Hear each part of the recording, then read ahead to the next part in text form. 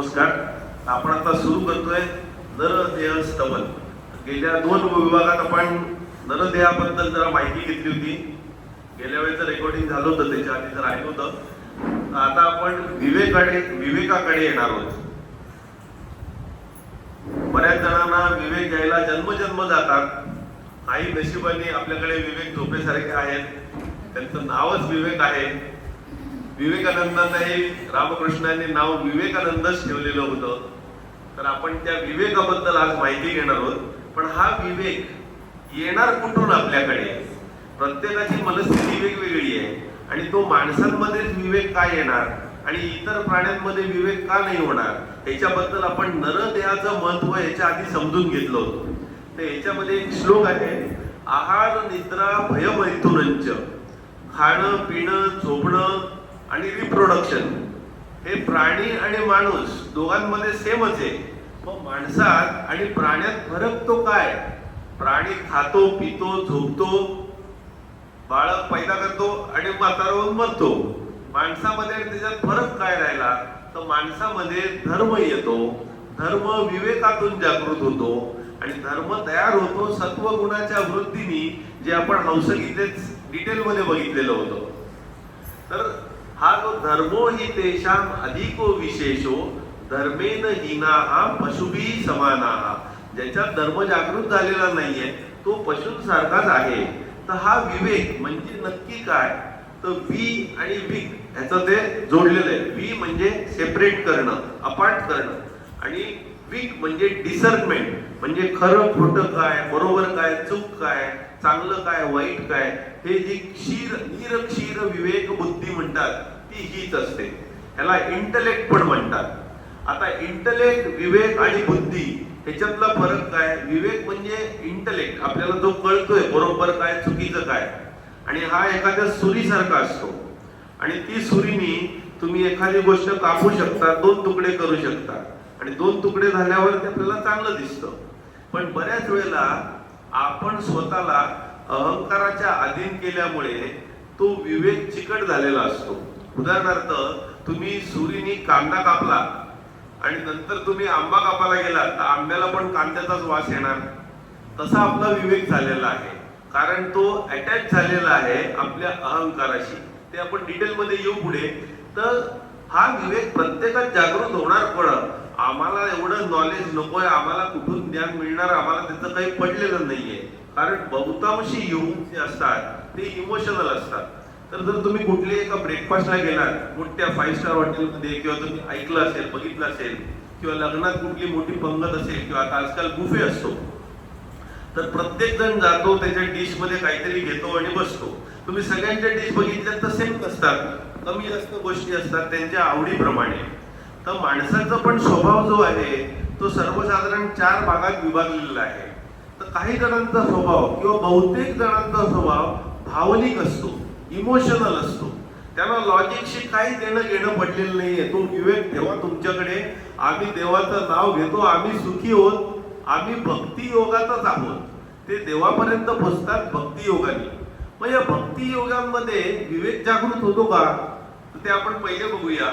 विवेक सगळीकडून कसा येतो? तर पहिले भक्ती योगात humans are creatures are emotions and not of logic असं म्हटलं जातं. तर त्याच्याकरता भक्ती योगासाठी ना तुम्हाला कुठे ठराविक ठिकाणी बसायचं आहे, ना त्याच्याकरता कुठले दुसरे नियम आहेत, ना काळ वेळ आहे. तुम्ही कुठल्याही वेळेला परमेश्वराची भक्ती आराधना करू शकता.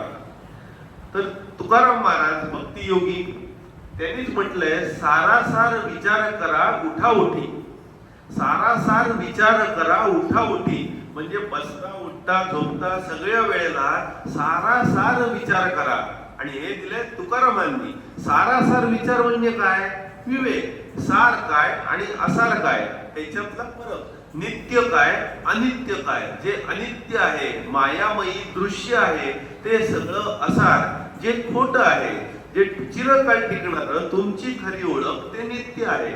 तर सारासार विचार करा उठा उठी, नाम धरा कट्टी विठोबाचे. तयाच्या चित्तने निरसेल संकट, तराल दुर्गट भवसिंधू. म्हणजे त्या चिंतनाने तुमचं संकट टळून जाईल आणि हा संसार सागर तुम्ही पार कराल, असं तुकाराम महाराज म्हणतात. श्रीकृष्ण भगवद्गीतेत अर्जुनाला सांगतात की जे माझ्यात सतत स्मरणात असतात, माझं सतत स्मरण करत असतात, मय्या वेश्य मनो ये माम नित्ययुक्ता उपासते, सतत माझं नामस्मरण करत राहतात. रामदास स्वामींनी ते नवविधा भक्ती सांगितलेली आहे, एक समास आहे अख्खा, तर त्याच्यात पहिलं स्मरण आहे, नामस्मरण. तर त्या नामस्मरण जे सतत माझं करत असतात, सतत माझ्यात असतात, श्रद्धया परयोपेताः, श्रद्धेने पूर्णपणे माझ्यावर सोडलेलं असतं, ते माझ्यामध्ये सगळ्यात चांगले भक्त आहेत. त्यांचं काय म्हणणं असतं, अहम सर्वस्य प्रभवो मत्त सर्वं प्रवर्तते, सगळं काही परमेश्वरातच आहे आणि परमेश्वरच सगळीकडे आहे. थोडक्यात इति इति, सगळीकडे देवच आहे. कशातही बघा देवच दिसतोय, सगळीकडे त्यांना देवच दिसतो आणि देवच सगळ्यात आहे, असं त्यांचं म्हणणं आहे. असं म्हणून जे मला भजतात ते हुशार होऊन जातात, त्यांना माझा खरा भाव कळतो. ते माझ्यात सतत असतात, मच्चित्ता मद्गत भावा बोधयंत परस्परम, सतत ते माझ्याबद्दल बोलत असतात, माझी महती एकमेकांना सांगत असतात, परमेश्वर काय आहे, कसं आहे, ही चर्चा करत असतात. असे जे सतत माझ्याबद्दल चिंतन करत असतात, भक्त होऊन, अभक्त नाही, विभक्त न होता भक्त होऊन जे राहतात, माझ्यात सतत सामावलेले असतात, त्याच्यात श्रीकृष्ण म्हणतात अर्जुनाला, तेषाम सतत युक्तानाम भजताम प्रीतिपूर्वकम, हे जे सतत माझं नाव घेत आहेत आणि मला प्रीतिपूर्वक भजतायत, तदा मी बुद्धियोगम तम, त्यांना मी बुद्धियोग देतो, त्यामुळे ते मला येऊन भेटतात. येन माम उपयांती ते, म्हणजे भक्तियोगात तुम्ही परमेश्वराशी अनन्य भावाने एकत्र झालात, पूर्णपणे त्याच्याशी एकरूप झालात की भगवंतच तुम्हाला बुद्धियोग देतो आणि तो बुद्धियोग भगवंताने दिला की झालं, तुमच्यात विवेक आलेलाच आहे, तुम्हाला वेगळं काही करायची गरज नाहीये. जो पूर्णपणे काली देवीला समर्पित होतो, तो कालिदास एका रात्रीत भगवंत त्याला बुद्धियोग देतो आणि दुसऱ्या दिवशी तो मोठमोठी महाकाव्य लिहायला सुरुवात करतो, ज्याला संस्कृताचं ओम नाम ठोम येत नसतं. श्रद्धावान लभते ज्ञानम, श्रीकृष्ण सांगतात श्रद्धावान जो असतो त्याला ते ज्ञान मिळतं, त्याला ती विवेक बुद्धी मिळते. श्रद्धावान लभते ज्ञानम तत्पर संयतेंद्रिय, तो तत्पर असतो, इंद्रियांचा कंट्रोल पण त्याच्याकडे असतो. ज्ञानम लब्ध्वा परा शांती अचिरेणाधि गच्छति, ज्ञान मिळाल्यावर परमनंट शांती मिळून जाते. हे झालं भक्तियोगाचं. म्हणजे जे पूर्ण भक्तियोगी असतात त्यांना परमेश्वरच बुद्धियोग येतो, श्रद्धेमुळे त्यांना ज्ञान प्राप्ती होते आणि सगळ्या सिद्धी प्राप्ती होऊन जातात. आता दुसरं, काही जण म्हणतात आम्ही इमोशन नाही, आम्हाला त्या भावनांशी पडलेलं नाही, आम्हाला तुमच्या लॉजिकशी पडलेलं नाही, आम्हाला फक्त काम करायचं, आम्हाला स्वस्थ बसवतच नाही, काहीतरी करायलाच पाहिजे, आम्ही आहोत कर्मयोगी. तर कर्मयोगी, कर्मण्येवाधिकारस्ते मा फलेषु कदाचन मा कर्मफल हेतुर्भुर माते संगोष्ठो कर्मणी. हे आपण सगळ्यांनी ऐकलंच असेल. तर कर्म करत राहा, फळाची अपेक्षा करू नका, पण फळ मिळणार नाही म्हणून नुसतं बसून राहायची देखील आसक्ती ठेवू नका. हा कर्मयोगाचा सिद्धांत श्रीकृष्णाने सांगितलाय. कर्मयोग आणि ज्ञानयोग हे दोन्ही जे आहेत ते कसं आहे, रस्त्यावरून तुम्ही गाडी चालवताय आणि गाडी नीट चालवायला शिकलात म्हणजे कर्मयोग झाला. परंतु गाडीचे सगळे रूल समजून घेतले, रस्त्यावर लक्ष ठेवलं आणि पूर्ण लक्ष रस्त्यावर ठेवून मग तुम्ही साइड बाय साइड गाडी चालवताय, त्याला ज्ञानयोग म्हणतात. म्हणजे सांख्ययोग म्हणजे ज्ञानयोग आणि कर्मयोग हे दोन्ही एकाच नाण्याच्या दोन बाजू आहेत, वेगळं काही नाहीये. सांख्य योग पृथक बाला प्रवदंतीन पंडिता, ते काही वेगवेगळे नाहीये. एकमप्य स्थितस्तंभ्य उभयोर विंदते फलम, म्हणजे जो कर्मयोगी आहे त्याला बुद्धी ऑटोमॅटिक येत जाते त्या कर्मातून. पुढे श्रीकृष्ण सांगतात कर्मजम बुद्धियुक्त आहे, जे कर्म करत असतात ते ऑटोमॅटिक बुद्धियुक्त झालेले असतात आणि त्यावेळेला ते फळं जे आहेत, कर्माची फळं ती तोडून सोडून दिलेली आहेत. फलम त्यक्त्वा मनीषिणो, मग जन्मबंध विनिर्मुक्ता पदम गच्छन्ति अनामय, ते स्वतःच्या खऱ्या ओळखीपर्यंत पोहोचतात. बुद्धियुक्तो जहातीह, जे बुद्धियुक्त झालेले ज्ञानयोगी झालेले आहेत ते काय करतात, सगळं चांगल्या वाईट गोष्टी सोडून देतात, त्याच्या पलीकडे ते काम करत असतात. नुसतं बुद्धी असून नाही, त्यांना कर्म करायचं. ते कर्म केल्याशिवाय कोणालाच जगता येणार नाही. तस्मात योगाय युज्यस्व योग कर्मसु कौशलम. म्हणजे कर्म अशा प्रकारे करा की चांगलं वाईट त्याच्या पलीकडे जा, त्यामुळे तुम्ही या सगळ्याच्या पलीकडे पोहोचाल. हे योग कर्मसु कौशलम. समत्व भावना तुम्ही काम करताना जेव्हा आणली, तर समत्व म्हणजेच योग आहे. म्हणजेच योगस्थ कुरु कर्माणि संगम त्यक्त्वा फलानिच. म्हणजे अटॅचमेंट सोडा, मला हे पाहिजे मला ते पाहिजे ही अटॅचमेंट झाली, आणि फळाची अपेक्षा पण सोडून द्या. संगम त्यक्त्वा फलानिच सिद्ध सिद्धियोर समो भूत्वा. तुम्हाला यश मिळो अपयश मिळो दोन्ही सेम, सगळ्या ह्याच्यात मी सुखीच आहे हे ज्याला कळलं तो योगी झाला. दुरेण यवरम कर्म. आता कर्मयोगातला शेवटचा पाठ, जे खालच्या प्रतीचं स्वार्थी प्रकृतीचं कर्म आहे ते सोडून द्या. दुरेण यवरम. यवरम म्हणजे हलक्या प्रतीचं, जे सेल्फिश स्वार्थीपणे कर्म आहे ते सोडून द्या. बुद्धियोग धनंजय. म्हणजे बुद्धी परमेश्वराच्या ठिकाणी लावा. बुद्धौ शरणम अन्विच्छ. म्हणजे कुठली इच्छा न ठेवता तुम्ही शरण जा परमेश्वराला. कृपणा. जो सेल्फिश आहे स्वार्थी आहे तो फल हेतव, त्याला फळाची अपेक्षा मात्र राहते. म्हणून श्रीकृष्ण शेवटी सांगतात, श्रेयान द्रव्यमयात यज्ञात ज्ञान यज्ञ परंतप. जे कृपण स्वार्थी आहे ते द्रव्याचा यज्ञ करतात, सतत पैसा मिळवायचा आहे कारण त्यांना सगळे भोग घ्यायचे. त्या द्रव्याच्या यज्ञापेक्षा ज्ञानाचा यज्ञ चांगला, असं अर्जुनाला श्रीकृष्ण सांगताय. कारण सर्व कर्म अखिलम पार्थ.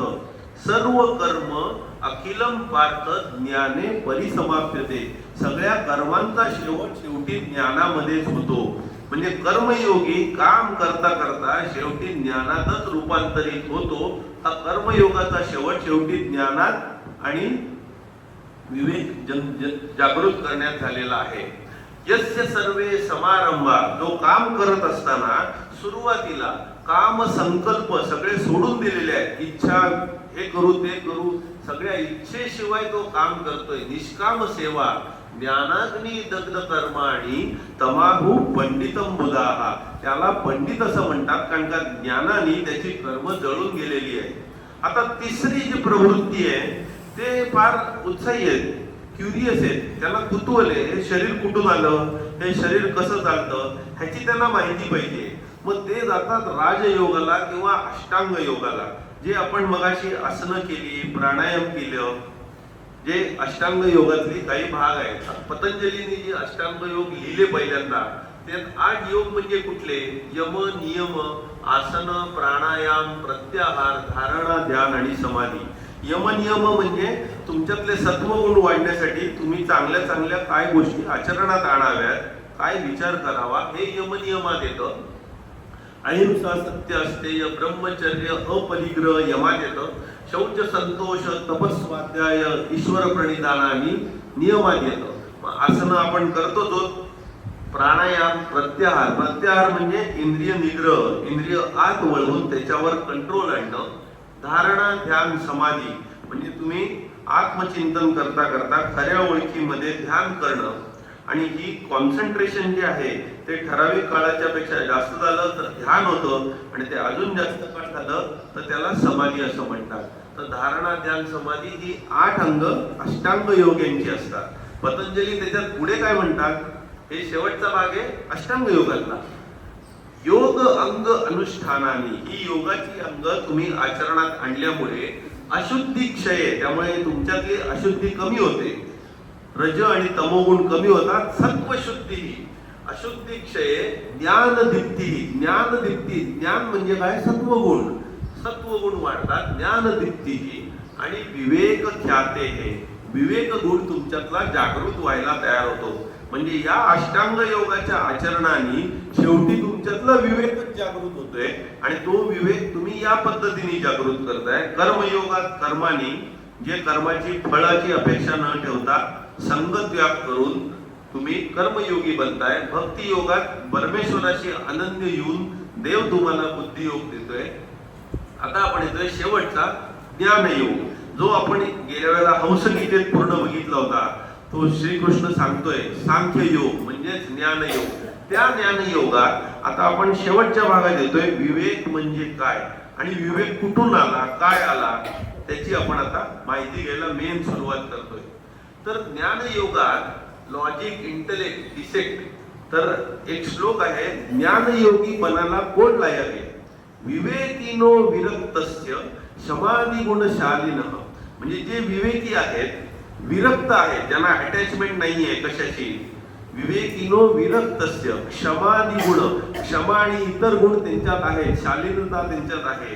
क्षमा म्हणजे शांतता, क्वाइटसन्स, ते आतून कुठेही ढळलेले नाहीये, म्हणजे यमनियम त्यांनी पाळलेले आहेत इनडायरेक्टली. विवेकिनो विरक्तस्य क्षमादी गुण शालीन. मुकुक्षो रेव ही ब्रह्म. मुकुक्षो म्हणजे ज्यांना तीव्र इच्छा आहे स्वतःची खरी ओळख जाणून घ्यायची, त्यांना मुकुक्षो म्हटलेलं आहे. ब्रह्म जिज्ञासा योग्यता मता, त्यांना ब्रह्माचं खरं ज्ञान मिळण्याचे ते अधिकारी आहे असं म्हटलं गेलेलं आहे. तर आता आपण येऊया, हा विवेक जो आहे तो नक्की कुठून काढायचा ज्ञानयोगामध्ये. क्लेश मूल कर्म आशय दृष्ट अदृष्ट जन्म वेदनीय. तर क्लेश जे असतात त्याच्यात मूळ तयार होतं आणि त्यातून संस्कार वासना तयार होतात आणि मग पुढचे जन्म येत राहतात आणि त्यातून सगळे त्रास होतात. गेल्या वेळेला आपण बघितलं होतं की हे सगळं द्वैतातलं दुःखाने भरलेलं आहे. सगळ्याचा शेवटी दुःखात होतो. परिणाम ताप संस्कार दुःख ही गुणवृत्ती विरोधाच दुःखमेव सर्वम विवेकीन. आता हे विवेक ज्याला जागृत झालेला आहे, जसं गेल्या वेळेला मी सांगितलं होतं, श्रीरामाला विवेक जागृत झाला, तीर्थयात्रा करून आला 15व्या वर्षी, तेव्हा तो वसिष्ठांना म्हणतो की याच्यात काही उरलेलं नाही, सगळं दुःखच भरलेलं आहे. ते कुठून आलं? त्यांच्यात विवेक जागृत झाल्यामुळे. जेव्हा सिद्धार्थ राजपुत्र असताना राजवाड्याच्या बाहेर जातो आणि बाहेर जगातली दुःख बघतात, त्याच्यातला विवेक जागृत होतो आणि तो म्हणतो हे सगळं दुःख भरलेलं आहे, त्याच्यात मला माझी खरी ओळख शोधणं गरजेचं आहे. तो विवेक जागृत होतो तेव्हाच तुम्हाला कळतं की हे संसार सगळा दुःखाने भरलेला आहे. मग हे क्लेश जे म्हटलेलं आहे ते क्लेश कुठले? विवेक कळण्यासाठी आपल्याला क्लेश कळणं गरजेचं आहे. पतंजलींनी क्लेश कुठले आहेत? अविद्या, अस्मिता, राग, द्वेष, अभिनिवेश, क्लेशाः 5 म्हटलेले आहेत. अविद्या, अस्मिता, राग, द्वेष, अभिनिवेश.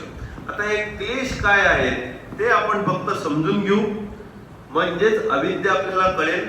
आणि एकदा विवेक प्राप्त झाला की 7 स्टेजेस मध्ये तुमच्याकडे ती प्रज्ञा येत जाते. त्या 7 स्टेजेस कुठल्या ते संपून आजचा आपण संपू. पुढच्या वेळेला आपण विवेकात पुढे जाऊया. तर क्लेश कुठले? आता हे एकदम कळाला, बाहेरून बघितलं तर किचकट आहे, तसं म्हटलं तर एकदम सोपं आहे, काहीच लक्षात ठेवायची गरज नसते. तर अविद्या, अस्मिता, राग, द्वेष, अभिनिवेश, क्लेशाः. अविद्या म्हणजे काय हे आपण पहिले बघूया.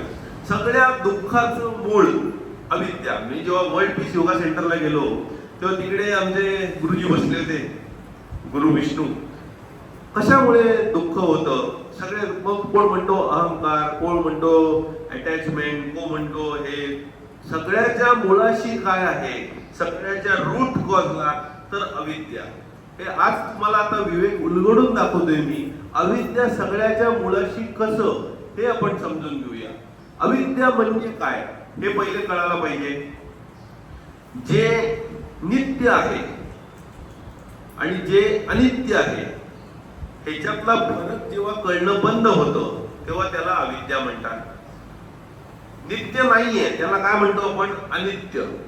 नित्य नाहीये ते प्युअर असू शकत नाही, ते अशुची झालं. नित्य नाहीये त्याच्यात दुःख आलं. नित्य नाहीये त्याच्यात आत्मा नाही आला.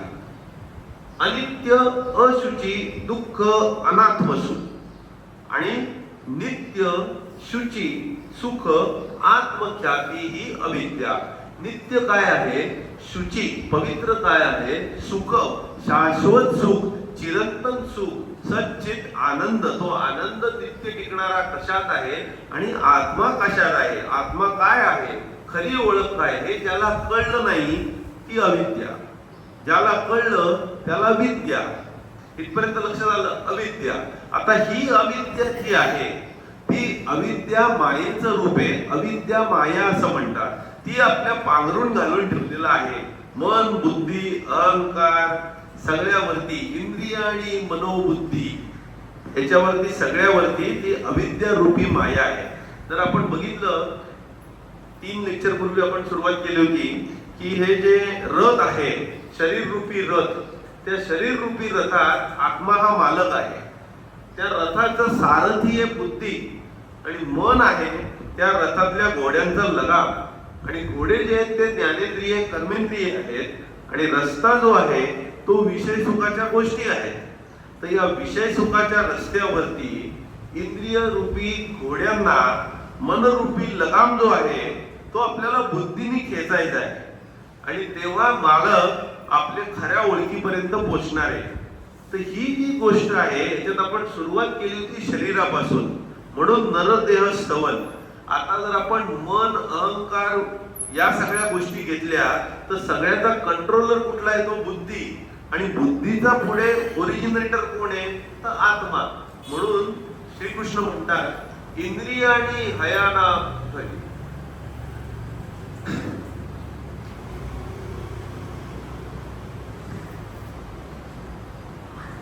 याच्यात तो श्लोक नाहीये, दुसरा श्लोक होता. म्हणजे सगळी जी इंद्रिय आहे शरीरातली त्याच्यात ज्ञानेंद्रिय ही सगळ्यात वरती. ज्ञानेंद्रियांच्या वरती काय आहे? तर मन आहे. मनाच्या वरती कोण आहे? बुद्धी आहे. आणि बुद्धीच्या वरती कोण आहे? तर आत्मा आहे.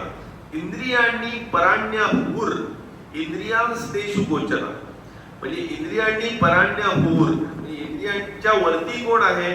तर तुमचं मन आहे. मनसस्तु पराम बुद्धी यो बुद्धे परतस्तु सह. त्या बुद्धीच्या वरती तू आहे. म्हणजे थोडक्यात कर्मेंद्रिय, मन, बुद्धी, आत्मा. तर या बुद्धीला आपण आता लगाम कसा खेचायचा आहे ते शिकवण्यासाठी ही विवेक जागृती करतोय.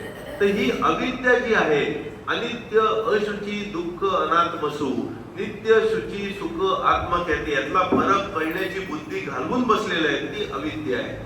ही अविद्या झाली की निर्माण झाली अस्मिता, अहंकार निर्माण झाला. आता हा जो अहंकार आहे, अस्मिता आहे, त्याला पतंजली म्हणतात दृक्दर्शन शक्यो हो एकात्मता इव अस्मिता. जे आपण बघतोय ते स्वतःला समजायला लागलो तर त्याला अस्मिता असं म्हणतात. थोडक्यात उदाहरण द्यायचं झालं तर आपण शरीर बघतो, शरीराबद्दल अस्मिता निर्माण झाली, शरीराचा अहंकार निर्माण झाला. तर आपण म्हणतो मी जाड आहे, मी बारीक आहे, मी काळा आहे, मी गोरा आहे. आपल्याला मनाचा अहंकार झाला, म्हणजे मनाशी आपली अस्मिता झाली. तर आपण म्हणतो आज मी आनंदी आहे, आज मी दुःखी आहे, आज मी चिडलोय, आज मी रागावलोय. हे मनाच्या भावनांची तुम्ही आयडेंटिफिकेशन करताय. जर बुद्धीशी अहंकार झाला तर तुम्ही म्हणता मी हुशार आहे, मी ड आहे, हा स्लो आहे, हा फास्ट आहे, बरोबर आहे, चुकीचं आहे. ते रॉंग आयडेंटिफिकेशन इज अस्मिता. निर्माण चित्त आणि अस्मिता मात्रात या अस्मितेतून वेगवेगळी चित्तवृत्ती तयार होतात. आता आपण हंसगीतेत बघितलं होतं, जेव्हा उद्धव श्रीकृष्णाला विचारतो की हे जे प्राणी आहेत, म्हणजे उद्धव उवाच विंदती मर्त्या प्रायेण विषयान पदमापदाम तथापि भुंजते कृष्ण तत्कथम श्वकर अजवत. म्हणजे ते म्हणतात की मनुष्यला माहिती आहे की या विषय सुखांमध्ये शेवटी हानी ठेवलेली आहे, शेवटी आपदा आहे, नाश आहे. तरी देखील श्व खर अजवत, कुत्र्यासारखा, गाढवासारखा किंवा शेळीसारखा तो का वागतो? किती लाथा मारल्या तरी कुत्र चाटत येतं, किती गाढविणी लाथा मारल्या नागाड फोडलं तरी गाढव वास काढत जातं. आणि आता खाटीक खाण्यात कामणार तरी शेळी चारा खाणं काही थांबवत नाही. तर का होतं? इथे श्रीकृष्ण सांगतात अहम इति अन्यथा बुद्धी प्रमत्तस्य यथारती. म्हणजे इथे सत्व रज तमो गुणांपैकी तमोगुण प्रमाद निर्माण झाला, त्याच्यातून अहम बुद्धी अस्मिता निर्माण झाली. ही अस्मिता केव्हा झाली? पहिले तुम्हाला अविद्या झाली, तुम्हाला कळलं नाही नित्य काय अनित्य काय. आणि नित्य अनित्यातला फरक ज्याला कळला त्याचा विवेक जागृत झाला. एका वाक्यात सगळं संपलं. नित्य अनित्यातला फरक कळला, सार असार मधला फरक कळला, विवेक जागृत झाला. तर ही अस्मिता जी आहे, अहम इति अन्यथा बुद्धी प्रमत्तस्य यथा हृदि उत्सर्पती रजो घोरम ततो वैकारिकम मन. मी कोणतरी वेगळा आहे अशी भावना निर्माण झाल्यावर रजोगुण तयार झाले, त्यामुळे मन वैकारिक होऊन गेलं. काम एष क्रोध एष रजोगुण समुद्भव. काम आणि क्रोध रजोगुणातून तयार होतात. महाशनो महापापा आहे, महानालायक पापी आहे, त्यांनी सगळं आपलं फाडून काढलं जातं. त्यामुळे याला वैरी म्हणूनच ठेवा असं श्रीकृष्ण सांगतात. रजोयुक्तस्य मनस. रजोगुणाने मन भरलं की मी हे करू का ते करू, ते करू का ते करू, इच्छा सुरू होतात आणि त्याच्यात ते मन तुमचं ऐकेन असं होतं आणि तुम्ही मनाचे गुलाम होऊन जाता. आणि हे गुलाम होऊन झाले की तुमचा इंद्रियावरचा कंट्रोल सुटलेला असतो आणि तुम्हाला पुढे दुःख दिसत असलं तरी तुम्ही दुःखात उडी टाकता, तुम्हाला कळत असलं तरी. मग या रज आणि तमो गुणातून बाहेर कसं पडायचं, तर श्रीकृष्ण सांगतात की उत्साहपणे तुमचं कॉन्सन्ट्रेशन न ढळून देता तुम्ही माझ्यावर मन लक्ष करा, केंद्रित. अतंद्रितो मनोयुंजन दोष दृष्टी न सज्जते. इथे अंशगीतेतला पाठ मी थांबवतो. दोष दृष्टी न सज्जते म्हणजेच विवेक जागृत करा. दोष दृष्टी म्हणजे काय, नित्य काय अनित्य काय. हे अनित्य आहे, ही सगळी मौज मस्ती मजा क्षणिक आहे, त्याच्या शेवटी तुम्हाला त्रासच होणार आहे. ही दोषदृष्टी तुम्हाला जर कळली तर त्या मोहात तुम्ही पडणार नाही. पहिला होता क्लेश अविद्या, दुसरा अस्मिता, तिसरा राग. सुखानुषयी राग. एखादी गोष्ट आपल्याला मिळाली, ती आवडली की आपल्याला अटॅचमेंट तयार होते, मग आपल्याला ती अजून अजून हवीशी वाटायला लागते. So if your desire is fulfilled, greed develops. तुम्हाला हाव निर्माण होते, परत परत तीच गोष्टी पाहिजे, अजून अजून पाहिजे, ते न संपणारी कहाणी सुरू होते. द्वेष. दुःखानुषयी द्वेष. जर तुमच्या इच्छा पूर्ण नाही झाल्या, डिझायर फुलफिल नाही झाल्या, तर तुम्हाला राग येतो, चीड येतो, तुम्ही मारायला धावता, चोरी करायला जाता, बऱ्याच गोष्टी. म्हणजे राग आणि द्वेष तुमच्या आवडीनिवडीप्रमाणे गोष्टी नाही घडल्या, आवडीप्रमाणे घडल्या तर तुमच्यात ग्रीड हाव तयार होते, लस्ट एव्हराइज तयार होतं. आणि आवडीप्रमाणे नाही घडलं तर द्वेष, हेट्रेड, जेलसी, एन्व्ही, व्हायलन्स या गोष्टी तयार होतात. जेव्हा अविद्येमुळे तुमच्यात अस्मिता निर्माण झाली आहे, राग द्वेषाने तुमचं जीवन चालू झालंय, तेव्हा आवडीनिवडीनी तुम्ही स्वतःची एक आयडेंटिटी बनवलेली आहे आणि ती आयडेंटिटी तुम्हाला प्राणापेक्षा प्रिय झालेली आहे. आणि तुम्हाला मध्ये मध्ये भीती वाटते की अरे ही आयडेंटिटी संपली तर काय होणार. आणि सगळ्यांना इकडे तिकडे बघितल्यावर लक्षात येतं आपल्या मरणाच्या वेळेला ही आयडेंटिटी संपणार.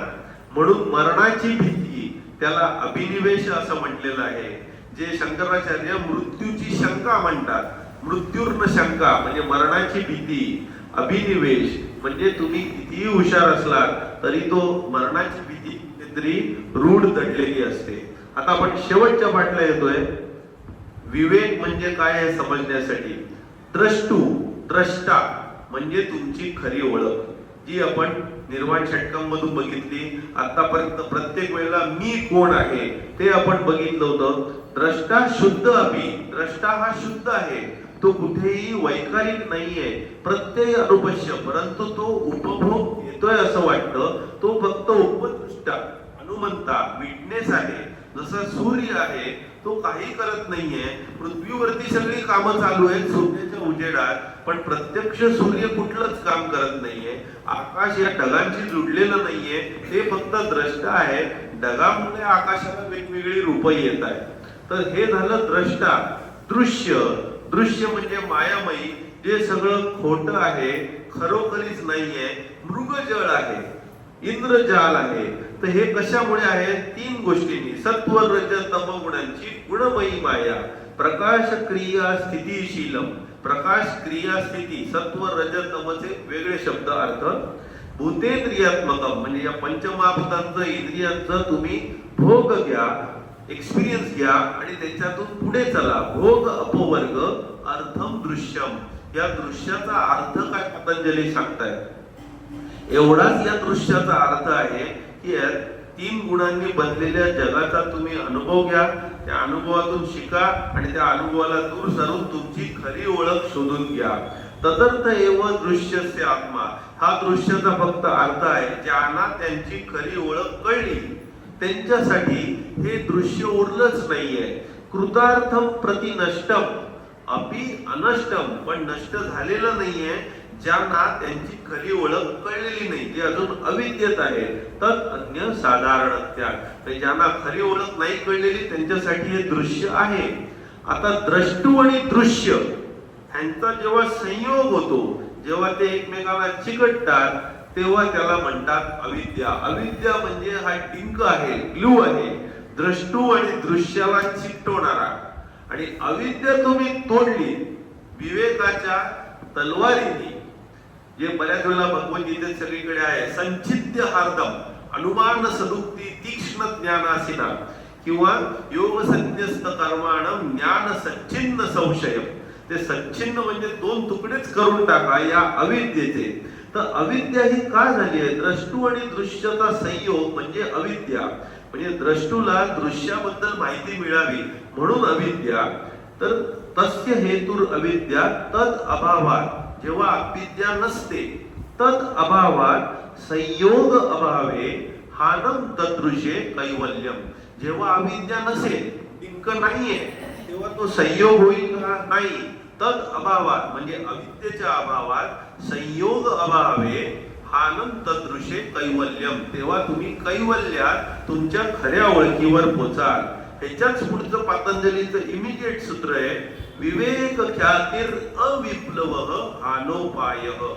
विवेक ज्यांनी सतत न ढळणारा अविप्लव, जो सतत विवेक जागृत ठेवतो, ही अविद्या रूपी माया ओळखायला आणि द्रष्टू आणि दृश्याला सेपरेट करणारा, नित्य आणि अनित्यातला फरक कळणारा जो विवेक सतत जागृत ठेवतो, त्याला सगळ्या हानीवरती उपाय मिळतो. हानोपाय हाच उपाय आहे. मग हा जो विवेक कळला म्हणजे हे जे ज्ञान झालं नित्य आणि अनित्य, तर ती विद्या जेव्हा मिळाली तेव्हा श्रीकृष्ण भगवद्गीतेत सांगतात, तम विद्या दुःख संयोग वियोग योग संचितम. दुःख संयोग वियोग हा संयोग झालाय, तो आपण वियोग केलेला आहे. दुःख संयोग वियोग योग संचितम, त्यालाच योग म्हटलेला आहे. सनिश्चयेन योक्तव्यो योग अनिर्विण्ण चेतसा. म्हणजे तुम्ही द्रष्टा जो बघणारा आहे त्याच्यात सामावून गेलेला आहे अनन्य भावनेने. संकल्प प्रभवान कामान सर्वान त्यक्तान अशेषता, म्हणजे मनातले संकल्प विकल्प सगळे काढून टाका, मनाला बाहेर काढून टाका. मन आणि इंद्रियांना सगळ्या बाजूनी कंट्रोल करा. हळूहळू हळूहळू बुद्धीच्या मदतीने, डिटर्मिनेशनने, शनैः हळूहळू बुद्ध्या तृतीयया शनैः उपरमेत बुद्ध्या तृती गृहीतया आत्मसंस्थम मनकृत्वा, म्हणजे तुमच्या खऱ्या ओळखीवर तुमचं लक्ष केंद्रित करा आणि दुसरा कुठलाही विचार करू नका. न किंचित अभिचिंतये. आता हा जो विवेक आहे हा आपल्याकडे जागृत झाला.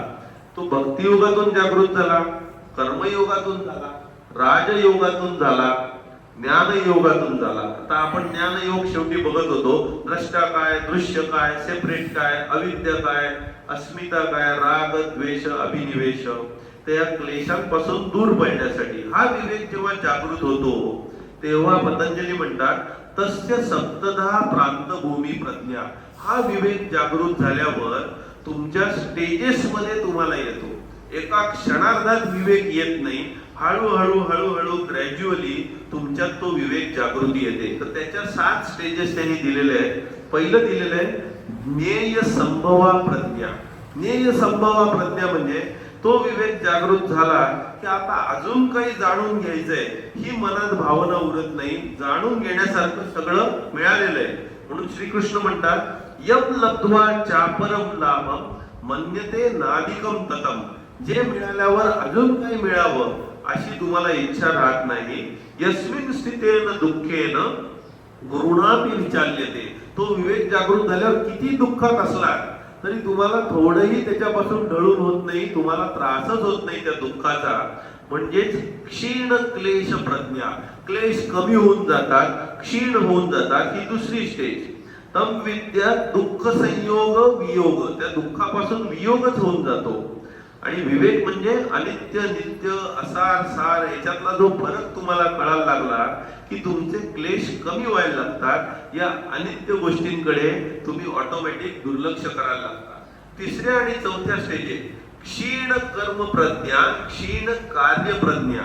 विवेक जागृत झाल्यावर तुम्हाला या जगात काम करण्यासाठी कर्तव्य बुद्धी विशेष उरत नाही. कर्तव्यता एव संसारो नताम पश्यती सूर्य, शून्याकारा निराकारा निर्विकारा निरामया. तुम्ही तुमच्या खऱ्या ओळखीतच सदैव असाल. तर अहम ब्रह्मास्मी म्हटल्यावर मला कुठलं कर्तव्य होतच नाही, सगळेच माझ्यात आहेत, मीच सगळ्यात आहे. कर्तव्य येणार कुठे? ज्याचा विवेक जागृत झालाय त्याचा अहंकार निघून गेलेला आहे. यस्य न अहंकृतो भावो बुद्धी यस्य न लिप्यते. जर अहंकारच त्याला नाहीये, बुद्धीत अहंकार घुसलेलाच नाहीये, तर त्यांनी कोणाला ठार मारलं तरी देखील त्याला पाप लागत नाही. कारण तो या क्षीण कार्य प्रज्ञा, क्षीण कर्म प्रज्ञा. जसं परशुरामांनी वडील सांगतात आईला मारा, ते मारतात पण त्यांना पाप लागत नाही, कारण त्यांच्यातला विवेक जागृत झालेला असतो. ते सगळ्याच्या पलीकडे असतात अहंकार नाहीसा झाल्यामुळे.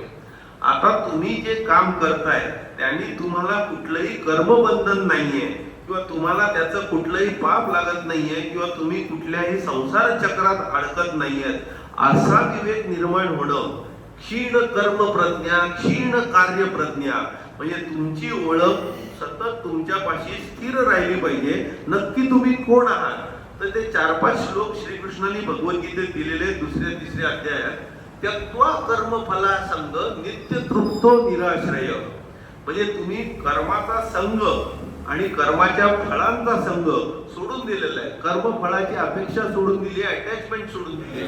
नित्य तृप्तो, तुम्ही नित्य तृप्त आहात, सच्चित आनंद आहात, तुमच्या ओळखीत तुम्ही मगन आहात. निराश्रय, कशाच्याही आश्रयाची गरज नाहीये. त्यामुळे तुम्ही कुठलंही काम केलं तरी तुम्हाला त्याचं बाधक होत नाही.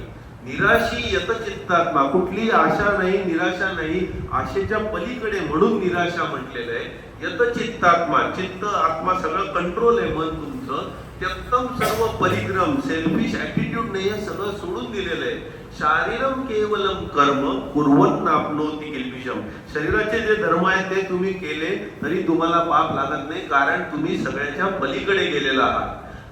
यदृच्छा लाभ संतुष्टो द्वंद्वातीतो विमत्सर. लाभ असो दुःख असो याच्या पलीकडे जे मिळेल त्याच्यात तुम्ही समाधानी आहात, सुखी आहात, कारण तुम्ही द्वंद्वाच्या पलीकडे आहात, मत्सराच्या पलीकडे आहे. समसिद्धा व सिद्धौच, यश असो अपयश असो त्याच्या पलीकडे आहात. ते काही तुम्ही केलं तरी बांधले जात नाही. कृत्वापि न निबध्यते, क्षीण कार्य क्षीण कर्म प्रज्ञा. अटॅचमेंट सोडून दिलेली आहे आणि ज्ञानात तुमचं मन स्थिर आहे. गतसंगस्य मुक्तस्य ज्ञानावस्थित चेतसा. काम करताना तुम्ही यज्ञाप्रमाणे काम करताय. यज्ञयाचरत कर्म समग्रम प्रविलीयते. तर सेकंड लास्ट 2-3 आहे. अनुभविका प्रज्ञा आणि रसात्मक ज्ञान. प्रज्ञेच्या ऑलमोस्ट लास्ट 3 आहेत. म्हणजे अनुभविका प्रज्ञा, रसात्मक ज्ञान. आता ह्याच्यात तुम्ही अजून आत खऱ्या ओळखीच्या एकदम जवळ पोहोचलेला. मग तिथे 2 श्लोक येतात. भक्त्या त्वनन्यया शक्य अहमेव विदोर्जुनो. अनन्य, अनन्य भक्ती म्हणजे परमेश्वर आणि तुम्ही अन्य नाहीये. ऑलमोस्ट तुम्ही तिथे झालेला आहात. अशा प्रकारे भक्त झालेला आहात, विभक्त नाही आहात, भक्त झालेला आहात. ज्ञातुम द्रष्टुम च तत्वेन प्रवेशुम च परंतम. तुम्हाला ज्ञान झालेलं आहे, तुम्ही त्या स्वतःच्या ओळखीला बघितलेला आहे. आता तुम्ही स्वतःच्या ओळखीत प्रवेश करताय. तुम्ही स्वतःच्या ओळखीत प्रवेश करताय म्हणजेच काय? गुरुगीतेत फार चांगला श्लोक आहे. स्वयं सर्वमयो भूत्वा. स्वयं सर्वमयो भूत्वा. मिठाचा खडा समुद्रात विरघळायला लागलेला आहे. मिठाचा खडा समुद्र बनतोय. स्वयं सर्वमयो भूत्वा परम तत्वम विलोकये. परात परतरम नास्ती. परात परतरम म्हणजे परम तत्वाच्या पलीकडे अजून काही नाहीये. परात परतरम नास्ती सर्वम एतत् निरालयम. हे सगळं खोटं आहे, हे मृष आहे, स्वप्नवत आहे. म्हणजे स्वतः तुम्ही सर्वमय बनले म्हणजे तुम्ही रसात्मक ज्ञान, अनुभव ज्ञानच्या एंडला पोहोचलेला आहात. आणि शेवटची प्रज्ञा पुरुष प्राप्ती प्रज्ञा म्हणजे कंप्लीट लिबरेशन, मुक्ती. तिथे अद्वैतात प्रवेश केलेला आहे. तिथे हंसगीतेत सांगितल्याप्रमाणे बोलणारा कोण, ऐकणारा कोण आणि समजणारा कोण, इथे भाषाही राहत नाही, तू मी आणि कोण काहीच उरत नाही, फक्त अद्वैतच उरतं, पुरुष प्राप्ती उरते. ते ही झाले विवेकाच्या स्टेजेस. ह्याच्या पुढे हा विवेक कसा अप्लाय करायचा, तो देहाभिमान पाशातून कसा बाहेर पडायचा, देहाचा जो पाश आहे देहाभिमान म्हणतात, त्या देहाभिमानाबद्दल आपण पुढच्या वेळेला बघू. हा जो इंटलेक्ट वापरतो आपण, तो इंटलेक्ट किती लिमिटेड आहे आणि हे सप्तदा प्रांतभूमी प्रज्ञेत शिरल्यावर आपण पुढे कसं जाऊ शकतो आपल्या खऱ्या ओळखीच्या इथे, ह्याचे उहापोह आपण पुढच्या वेळेला बघणार आहोत. त्याच्यात जरा चांगल्या गोष्टी पण येतील, पण आज विवेक म्हणताना फार गोष्टी याच्यात घालणं शक्य नव्हतं. आता आपण पसायदानांनी शेवट करू. आता विश्वात्मके देवे येणे वाक्यज्ञे तोषावे, दोषोनी मत द्यावे असा यदा नये. जे फळांची व्यंकटी सांडो तया सत्कर्मी रती वाढो. भूता परस्परा पडो मैत्र जीवाचे, दुरितांचे शिबिर जावो विश्वस्वधर्मे सूर्ये पाहो. जो जे वांचील तो ते लावो